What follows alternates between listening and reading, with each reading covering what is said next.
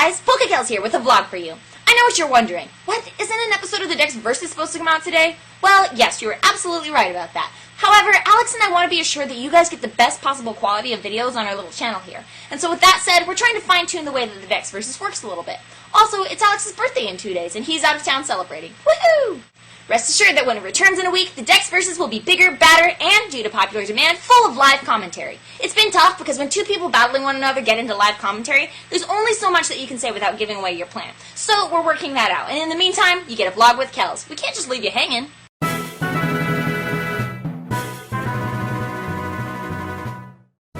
Today I'm going to talk to you about Honedge and give my 2 cents on how inanimate object Pokemon fit into the larger Pokemon world. I know there's a lot of controversy regarding the subject, and believe me, I don't expect all of you viewers to agree with everything that I say.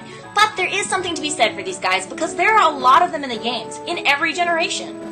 The newest member to this often hated category of inanimate object Pokemon is Honedge, a sword possessed by a ghostly spirit and given the ability to wield itself in battle. The basic facts that we know so far is that it is a ghost and steel type, which will most likely give it a handy fighting type immunity, and that it can learn sword stance, which, let's be honest, it would be really weird if it couldn't. But what is Honedge really? What I can find so far from my research is that folktales from East Asian religions such as Shinto and Taoism believe that enchanters can imbue foster spirits within objects, and that a commonly used object is a samurai sword. To be fair, Honedge doesn't look much like a samurai sword, but that doesn't mean its design isn't based in folktales such as these. And in this case, I think that a spirit-possessed sword is definitely an awesome idea. The Pokemon itself, honestly, right now, I give it a 6 out of 10. It's a little plain, and I just don't know enough about it yet to be ultra excited. Due to that plainness, though, I foresee a possible evolution, and I definitely would be intrigued to see what that might be. Now, I'm sure it's clear to many watchers of the Dex that I love when a Pokemon has an intriguing origin.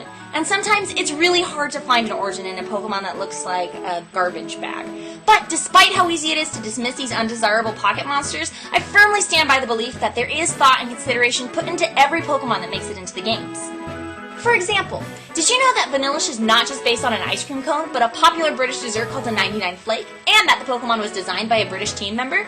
And Garbodor isn't just trash, but the embodiment of the concept of radioactive waste, altering the cellular structure of living animals. And Executor isn't just a tree, but a reference to the Jinminju, a tree that grows human heads that never stop smiling. And so it goes with just about every food or object-based Pokemon out there.